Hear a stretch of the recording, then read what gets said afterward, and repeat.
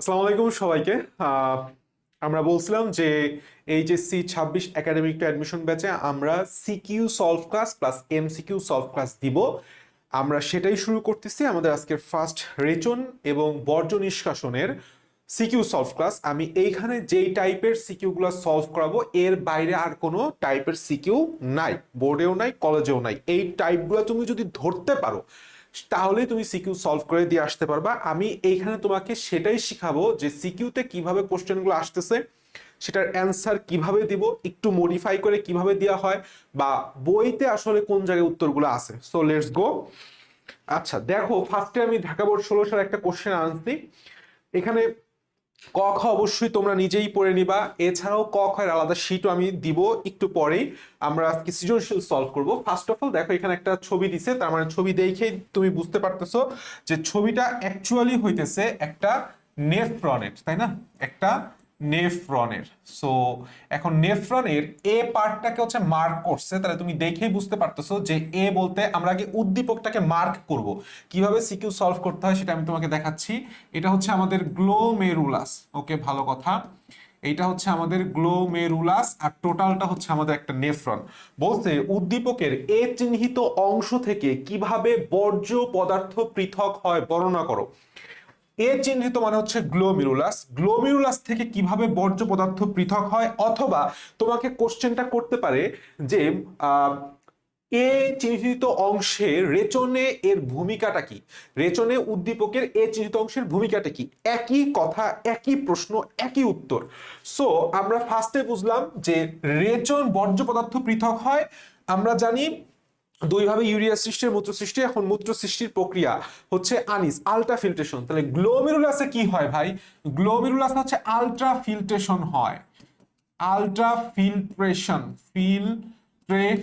তার মানে আলটিমেটলি তোমাকে কি লিখতে হবে? গয়ের আনসার। উদ্দীপকে এর চিহ্নিত অংশটি হচ্ছে একটি নেফ্রনের, প্রথম প্যারায় লিখবা হচ্ছে একটা গ্লোমেরুলাস। তোমার বললাম 3 মার্কের 1 নাম্বার হয়ে গেছে।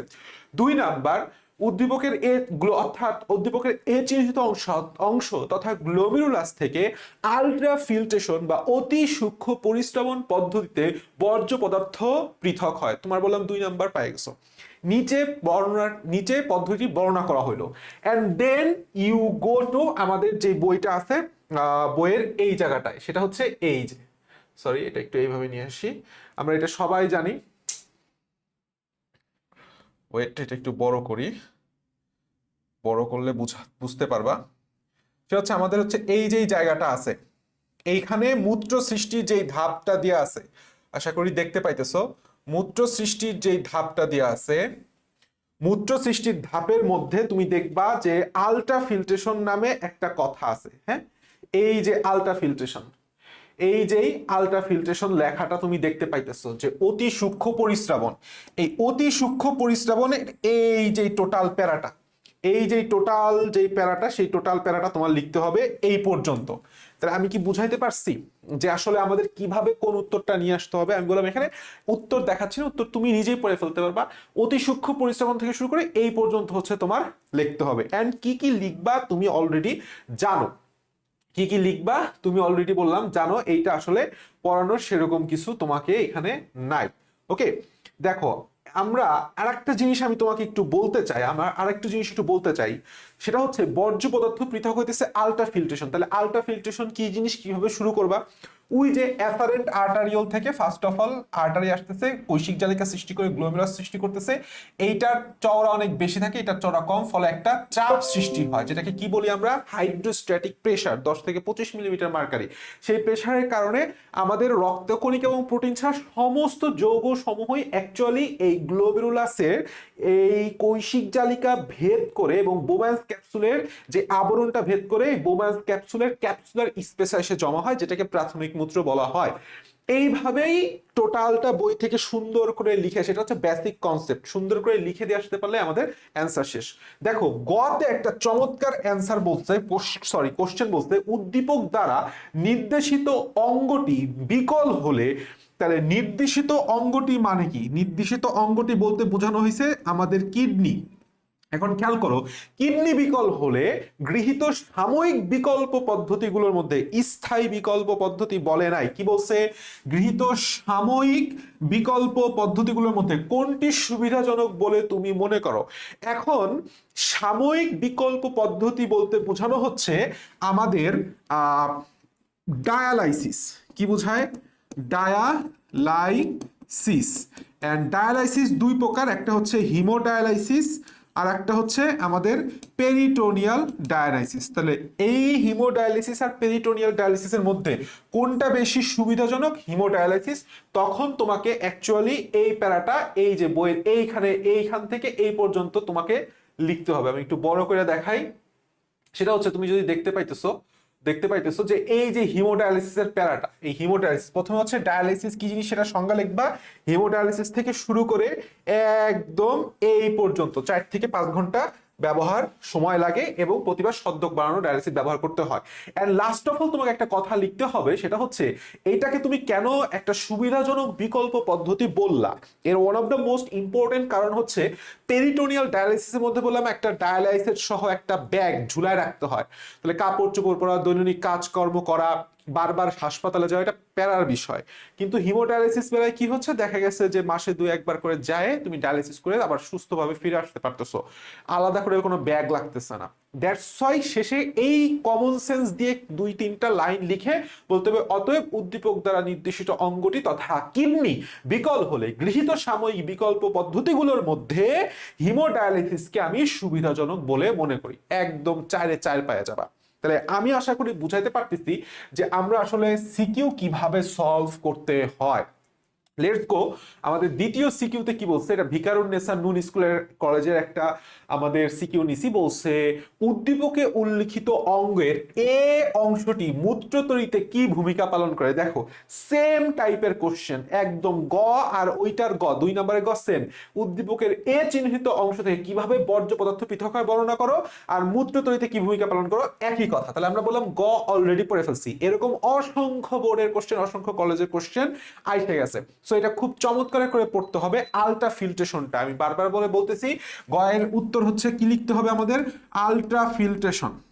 আলট্রা ফিল্ট্রেশন বা অতি সূক্ষ্ম পরিস্রাবন, infinity star very much important. আচ্ছা, এরপরে ঘয়ের কোশ্চেনটাও খুবই চমৎকার। কাহিনী হচ্ছে উদ্দীপক উল্লেখিত বি অঙ্গটি, বি মানে কি? বি মানে এখানে হচ্ছে নেফ্রন। ভালো কথা। তো নেফ্রন কিভাবে মানবদেহে পানির সাম্য নিয়ন্ত্রণ করে? পানি সাম্য এবং আয়ন সাম্য নিয়ন্ত্রণকে একত্রে বলা হয় হচ্ছে অসমোরেগুলেশন। তাহলে তোমার প্রথম অসমোরেগুলেশন, তার মানে তোমাকে এখানে প্রথমেই লিখতে হবে উদ্দীপক উল্লেখিত বি অঙ্গটি তথা নেফ্রন মানবদেহে পানি সাম্য নিয়ন্ত্রণ করে অসমোরেগুলেশন প্রক্রিয়া। তুমি বললাম 1 নাম্বার পাই গেছো। দেন তোমাকে অসমোরেগুলেশন প্রক্রিয়াটা ব্যাখ্যা করতে হবে। বইয়ের এই জায়গাটায় অসমোরেগুলেশন দেখো সুন্দর করে দিয়ে আছে, এই যে প্যারাটা অসমোরেগুলেশন পদ্ধতি। কিন্তু আমরা এইখান থেকে খুব বেশি উপকার পাবো না। আমি বললাম এটা ক্লাসে পড়াই দিছি, অসমোরেগুলেশন কি জিনিস সাজিদ পড়াই দিছে। তাহলে অসমোরেগুলেশনটা ওইভাবে তোমাকে নিজে বর্ণনা করে লিখতে হবে। ফার্স্ট অফ অল কথা হচ্ছে কিভাবে মানবদেহে পানি সাম্য নিয়ন্ত্রণ করে। খেয়াল করো, আমরা সবসময় জানি যে পানি সাম্য নিয়ন্ত্রণে 2টা কেস করতে পারে। 1 নাম্বার কেসে ঘটতে পারে সেটা হচ্ছে রক্তে কি হয়ে গেছে, পানির পরিমাণ বেড়ে গেছে। তাহলে বেড়ে যখন যাবে তখন আমাদের পিটুইটারি গ্রন্থি থেকে এডিএইচ ক্ষরণ কি হয়ে যাবে, এডিএইচ ক্ষরণ কমে যাবে। এডিএইচ ক্ষরণ কমে যাওয়ার কারণে সেই এডিএইচ পরবর্তীতে আমাদের যেই রক্তের সাথে মিশে কোথায় আসবে, আমাদের এই নেফ্রনের বিভিন্ন কনভলিউটেড টিউবিউল, অর্থাৎ প্রক্সিমাল কনভলিউটেড টিউবিউল, তারপরে হেনলি লুপ বা লুপ অফ হেনলি এবং ডিস্টাল কনভলিউটেড টিউবিউলে আসবে। এবং আসার কারণে যেহেতু এডিএইচ এর পরিমাণ কি হয়ে গেছে, কমে গেছে, তাহলে কি করবে সে, বললাম সেখান থেকে পানির যে পুনঃশোষণটা, সেই পানি পুনঃশোষণটা বললাম কমায় দিচ্ছে। তার মানে বেশি পরিমাণে পানি মূত্রের মাধ্যমে দেহ থেকে বের হয়ে যাবে। এটা হচ্ছে একটা সিনারিও। সিনারিও নাম্বার 2-তে কি হয়? সিনারিও নাম্বার 2-তে হচ্ছে রক্তে পানির পরিমাণ কমে গেছে, রক্তে পানি কমে গেছে। তখন আমাদের যে পিটুইটারি গ্রন্থি আছে, এই পিটুইটারি গ্রন্থি থেকে এডিএইচ ক্ষরণ বেড়ে যাবে। সেই এডিএইচ কি আসবে? আবার প্রক্সিমাল কনভলিউটেড টিউবুল, হেনলির লুপ এবং ডিস্টাল কনভলিউটেড টিউবুলে আসবে এবং আইসে এর ভেতরকার থেকে পানি, এই পানিটা রক্তে ফিরাই নিয়ে যাবে, পুনঃশোষণ করবে। কারণ আমরা জানি অ্যান্টিডায়োটিক হরমোন হচ্ছে পানিকে মূত্র থেকে রক্তে ফিরায় আনে। তাহলে যেহেতু এটা এডিএস বাড়ায় দিবে, বাইরে যাবে, তাহলে আমাদের রক্তে পানি পরিমাণও বেড়ে যাবে, রক্তে তখন পানি পরিমাণ বেড়ে যাবে, রক্তচাপ ঠিক থাকবে। এই যে কথাটা হচ্ছে তোমাকে জিস্ট, এই জিনিসটাই বাংলায় বুঝায় বড় করে 2টা প্যারা করে লিখতে হবে। অতএব উদ্দীপকে উল্লিখিত বিঅঙ্গটি তথা নেফ্রন আমাদেরকে উপরোক্ত উপায়ে পানি দেহে পানি সম নিয়ন্ত্রণ করে। তুমি 4-4 পাবা। আশা করি ক্লিয়ার হইছো। আমরা এরপরে প্রশ্নে আসি। এখানেও সেম জিনিস দেখাইছে। এটা হচ্ছে আমাদের নেফ্রন, এটা হচ্ছে আমাদের গ্লোমেরুলাস, এইটা হচ্ছে আমাদের বৃক্কীয় নালিকার প্রক্সিমাল কনভলিউটেড টিউবুল। দেখো বলছে মূত্র সৃষ্টিতে এই অংশটির ভূমিকা ব্যাখ্যা করো। আমি তোমাকে কি বলছি, এরকম কোশ্চেনে ভরা, অর্থাৎ same question, ultra filtration. But এই ঘয়ের কোশ্চেনটা খুব চমৎকার। বলছে পুনঃশোষণে বি অংশ কাজ না করলে, পুনঃশোষণে পিসিটি মানে কি? প্রক্সিমাল কনভলিউটেড টিউবুল বা নিকটবর্তী পেঁচানো পেঁচানো নালিকা। আচ্ছা, এখন কথা হচ্ছে এই নিকটবর্তী পেঁচানো নালিকায় যদি পুনঃশোষণ না ঘটে তাহলে আমাদের কি সমস্যা হবে? নিম্নোক্ত সমস্যা হবে। তারপরে তোমাকে লিখতে হবে, দেখো এইখানে একটা সুন্দর করে জিনিস দিয়ে আছে, দেখো আমি একটু বড় করি, দেখতে সুবিধা হবে। যে আমাদের যে প্রক্সিমাল কনভলিউটেড টিউবুল, আমাদের এই যে মূত্র টিউবুলার পুনঃশোষণ 2 নাম্বার ধাপ মূত্র সৃষ্টির, এর মধ্যে প্রক্সিমাল কনভলিউটেড টিউবুল তোমার উপরোক্ত থেকে এই পর্যন্ত আগে লিখে আসতে হবে। এই যে প্রক্সিমাল কনভলিউটেড টিউবুল পর্যন্ত লিখে দিয়ে আসতে হবে। এখন লিখার পরে তুমি কি লিখবা? যে এখানে গ্লোমেরুলার ফিল্ট্রেটে 60% পুনঃশোষিত হয় glucose, amino acid, vitamin, hormone, sodium, potassium, chloride, phosphate, bicarbonate, পানি সহ কিছু ইউরিয়া এই অংশে পুনঃশোষিত হয়। ওকে ফাইন, ভালো কথা, আমরা লিখলাম। কিন্তু মেইন কথা হইতেছে যে এইটা লিখার পরে তুমি আসলে কি লিখবা? এই জায়গাটা খুব ভালো করে বুঝো। তাহলে পুনঃশোষণে বি অংশ কাজ না করলে প্রক্সিমাল কনভলিউটেড টিউবুল পর্যন্ত তুমি ধরো লিখে আসছো, এই যে আমাদের প্রক্সিমাল কনভলিউটেড টিউবুল। এখন তুমি কি লিখবা? এতটুকু লিখলে তো তোমার ফুল নাম্বার দিতেছ না, কারণ এটা তো 4 মার্কের কোশ্চেন। এখন দেখো তোমাকে আমি একটা মজার কথা বলি, সেটা হচ্ছে আরো কি কি সমস্যা হইতে পারে। এখানে একটা কথা লেখা আছে, প্রক্সিমাল কনভলিউটেড টিউবুলে আমাদের সোডিয়াম, পটাশিয়াম এবং ক্লোরাইড, ফসফেট এই যে আয়নগুলা পুনঃশোষিত হয়। তাহলে তুমি একটা পয়েন্ট লিখতেই পারো যে আমাদের যে sodium ion, potassium ion, chloride ion, এদের ভারসাম্য নষ্ট হয়। দেখো একই কথা কিন্তু আমি একটু ঘুরায় লিখে পয়েন্ট বানাই দিলাম। আবার আর একটা পয়েন্ট আমি বানাবো, খুব চমৎকার, খেয়াল করে। এখানে বলছে কি বাইকার্বনেট আয়ন। তাহলে বাইকার্বনেট আয়ন পুনঃশোষিত হয়। বাইকার্বনেট আয়ন কি হয়? পুনঃশোষিত হয় প্রক্সিমাল নালিকা থেকে। এইটা ধরো আমাদের প্রক্সিমাল নালিকা, প্রক্সিমাল কনভলিউটেড টিউবুল, আর এটা ধরো আমাদের হচ্ছে ব্লাড ভেসেল। তাহলে এইখানে একটা বাইকার্বনেট আয়ন ছিল, সেটা আবার পুনঃশোষিত রক্তে ফিরে যায়। তাহলে যদি পিসিটি কাজ না করে তাহলে বাইকার্বনেট কি ফিরে যাবে? যাবে না। কথা বোঝা গেছে? যাবে না। তখন রক্তের যে পিএইচ, সেই পিএইচ নিয়ন্ত্রণ নষ্ট হয়ে যায়। কি হয়ে যায়? পিএইচ নিয়ন্ত্রণ নষ্ট হয়ে যায়। কারণ আমরা জানি এই কার্বনেট হচ্ছে একটা ক্ষার, যার কারণে এইটা যেহেতু সে আমাদের রক্তে ঢুকতেছে না, তাহলে রক্ত আসলে কি হয়ে যায়? আম্লিক হয়ে যায়, বা অ্যাসিডিক হয়ে যাবে। অংশ না বসলে আমরা কি কি সমস্যা হতো? আম্লিক হয়ে যেত। তার মানে আমরা এটাও বুঝতে পারছি। সাথে সাথে দেখো লেখা আছে কি? পানি। তাই আমি আরেকটা পয়েন্ট বানাই দিতে পারি, সেটা হচ্ছে পানি সাম্যতা নষ্ট হয়। পানি সাম্যতা নষ্ট হতো। দেখো আমি এতটুকু একটা জিনিসটাকে একবার তো লিখছি, আবার পয়েন্ট আকারে সমস্যা আকারে লিখতেছি। এছাড়া বলছে যে কিছু ইউরিয়া ইত্যাদি পুনঃশোষিত হইতো। তাহলে আমি বললাম এই 3টা পয়েন্ট এক্সট্রা লিখতেছি। তাহলে এই জিনিসগুলো বললাম তোমার নিজের মধ্যে অ্যাবিলিটি ক্রিয়েট করতে হবে, যে বানায় লিখার পরেও যে নাম্বার পাওয়া যায়। সেটার একটা চমৎকার উদাহরণ হচ্ছে এই কোশ্চেনটা। এটা খুবই ইম্পর্টেন্ট কোশ্চেন, খুবই খুবই ইম্পর্টেন্ট কোশ্চেন। আমি আবার বলি যে পুনঃশোষণে বি বলতে হচ্ছে বোঝানো হয়েছে প্রক্সিমাল কনভলিউটেড টিউবুল। এই প্রক্সিমাল কনভলিউটেড টিউবুলের যেই আমাদের পুনঃশোষণ প্রক্রিয়াটা আছে, পুনঃশোষণের যেই প্রক্সিমাল কনভলিউটেড টিউবুল পার্টটা আছে এইটুক তো লিখতে হবে, সাথে এই 3টা পয়েন্ট লিখলে ফুল মার্ক। আচ্ছা আসো আমরা রাজশাহী বোর্ড 19 আসি। বলছে রহিমের সমস্যা সংশ্লিষ্ট, রহিমের প্রস্রাবের পরিমাণ কয়েকদিন যাবত কমে যাওয়ার কারণে ডাক্তার তাকে প্রচুর পানি খাওয়ার পরামর্শ দেন, সংশ্লিষ্ট অঙ্গটি কিভাবে কাজ করে? তাহলে রহিমের সমস্যা সংশ্লিষ্ট অঙ্গ বলতে কি বোঝানো হচ্ছে এখানে? কিডনি, তাই না? তাহলে কিডনি কিভাবে কাজ করে, সহজ কথা এখানে বলছে কিডনি কাজ করে কিসের জন্য? মূত্র তৈরির জন্য। তাহলে তোমাকে এখানে লিখতে হবে হচ্ছে মূত্র তৈরির যে 3টা ধাপ আছে, এই 3টা ধাপ, 3টি ধাপ তোমাকে লিখতে হবে, সাথে হচ্ছে আলটিমেটলি কিভাবে সংশ্লেষণ ঘটে। যে মূত্র তুমি সৃষ্টি করলা, মূত্রটা আলটিমেটলি কোথায় আসবে? আমাদের নেফ্রন থেকে, আমাদের তো বেরও করতে হবে নেফ্রন থেকে সংগ্রাহী নালিকায়, তাই না? সংগ্রাহী নালিকায়। আচ্ছা ভালো কথা। সংগ্রাহী নালিকা থেকে বৃক্কের পেলভিস, বৃক্কের কি? পেলভিস। এন্ড পেলভিস থেকে আমাদের চলে যাবে হচ্ছে ইউরেটার, তাই না? এন্ড ইউরেটার থেকে আমাদের কোথায় আসবে? মূত্রথলি, মূত্রথলি, মূত্রথলির থেকে পরবর্তীতে আমাদের আসবে হচ্ছে মূত্র নালী, এরপরে আমাদের দেহ থেকে নিষ্কাশন হয়ে যাবে।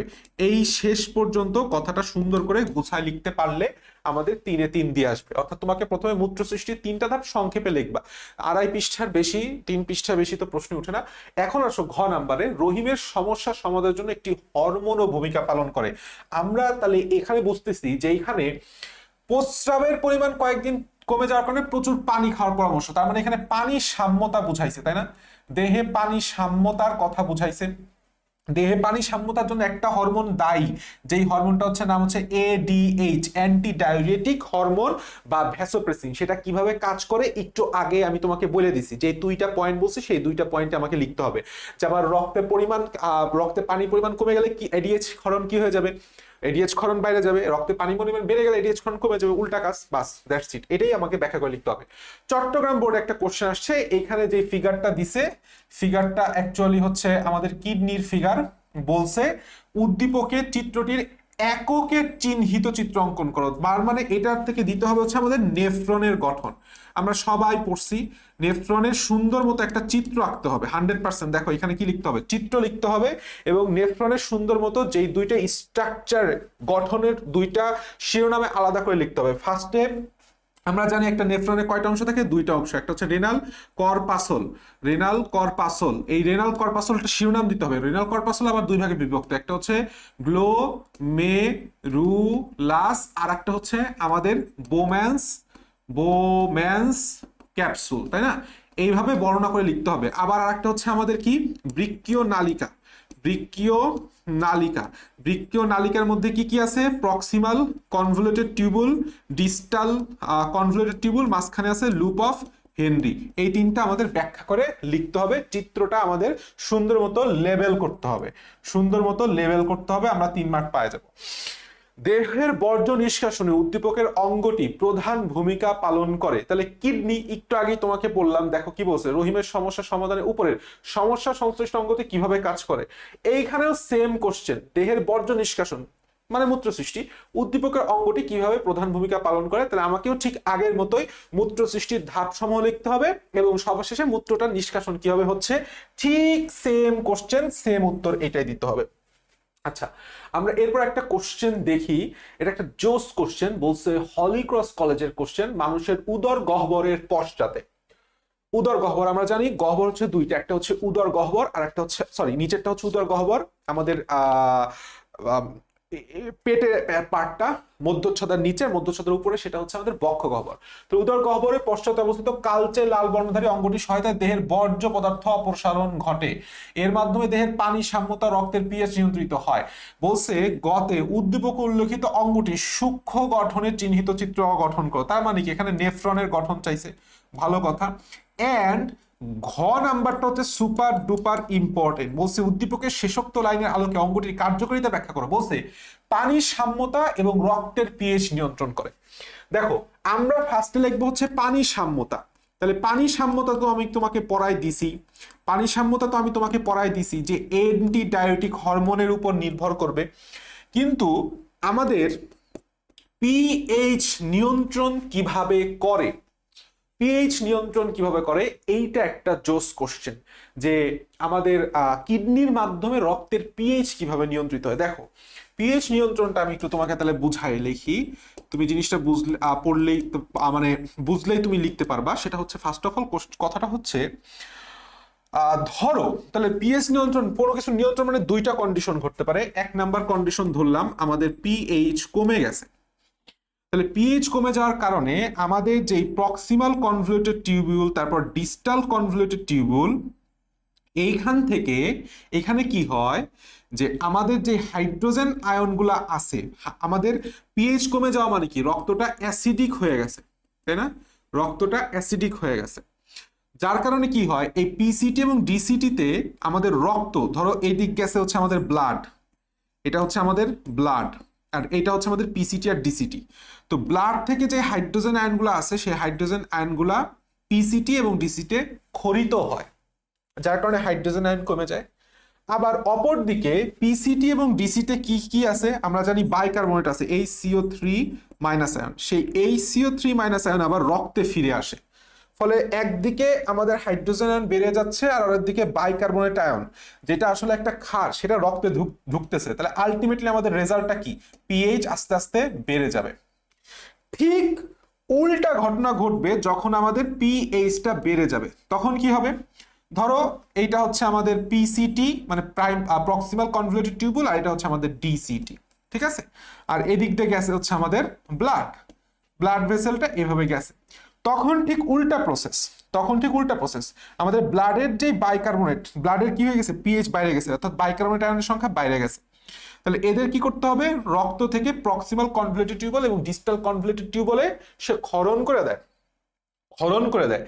আর এই proximal convoluted tubule, distal convoluted টিউবুলে যে হাইড্রোজেন আয়নগুলো আছে, সেই হাইড্রোজেন আয়নগুলো পুনঃশোষিত হয়ে রক্তে ফিরে আসে, ফলে আলটিমেটলি আমার কি হয়, পিএইচ কমে যায়। তাহলে এই যে বাংলা কথাগুলো আমি তোমাকে বললাম, এই জিনিসটা তুমি লিখতে পারবা না, এইটুকু লিখে দিয়ে আসলেই হইলো। আমি এতক্ষণ পর্যন্ত তোমাকে টোটাল 6 টাইপের সৃজনশীল দেখাইছি। এই 6 টাইপের বাইরে আর কোনো টপিক বা কোনো টাইপ থেকে তোমার সিকিউ আসবে না। This is call something compact. তাহলে তুমি যখন অধ্যায়টার রিভিশন দিবা অ্যাকচুয়ালি, তখন কি করবা, এই যেই টপিকগুলো তোমাকে পড়াইছি সেই টপিকগুলো খালি পড়ে যাবা, এনাফ, সেই টপিকগুলো পড়ে যাবা। তাহলে আলটিমেটলি আমরা কি কি টপিক পাইলাম দেখো। তাহলে আমরা টপিক অ্যানালাইসিস করব এখন। টপিক অ্যানালাইসিসটা খুবই গুরুত্বপূর্ণ। আমি সেই টপিক অ্যানালাইসিসটা ক্লাসের শুরুতেই করে দিয়েছিলাম সিকিউ টপিক অ্যানালাইসিস নামে। তাহলে আমরা আবার একটু জাস্টিফাই করি। এক নাম্বার প্রথম কথাটা হচ্ছে প্রথম কথাটা হচ্ছে আমাদের নেফ্রনের গঠন। কি গঠন? নেফ্রনের গঠন, অর্থাৎ বৃক্কের সূক্ষ্ম গঠন। 2 নাম্বার হচ্ছে আমাদের মূত্র সৃষ্টির যে 3টা ধাপ, আলট্রা ফিল্ট্রেশনটা সবচাইতে বেশি ইম্পর্টেন্ট কোনটা? Ultra filtration. তুমি তো দেখলাই গ্লোমেরুলাস থেকে প্রশ্ন করবে, এটা খুবই খুবই খুবই খুবই খুবই খুবই ইম্পর্টেন্ট। আচ্ছা, এরপরে আমাদের আরেকটা গুরুত্বপূর্ণ কোশ্চেন, সেটা হচ্ছে দেহের পানি সাম্যতা এবং সাথে সাথে আয়নের সাম্যতা। আর একটা জিনিস আমরা লাস্টে পাইলাম, সেটা হচ্ছে পিএইচ সাম্যতা, নিয়ন্ত্রণ কিভাবে করা হবে। এন্ড লাস্ট অফ অল আমরা একটা জিনিস লিখবো, সেটা হচ্ছে আমাদের ডায়ালাইসিস প্রক্রিয়া। আর একটা জিনিস আমি লিখে দিচ্ছি, যদিও বিগত বছরগুলো আসে নাই, কিন্তু যেহেতু আসে নাই সামনে আসতে পারে একটা এক্সট্রা টপিক, সেটা হচ্ছে আমাদের urea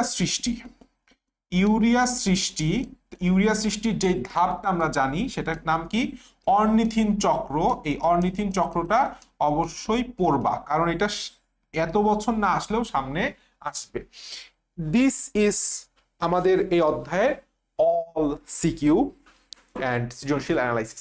thank you very much, best of lakh.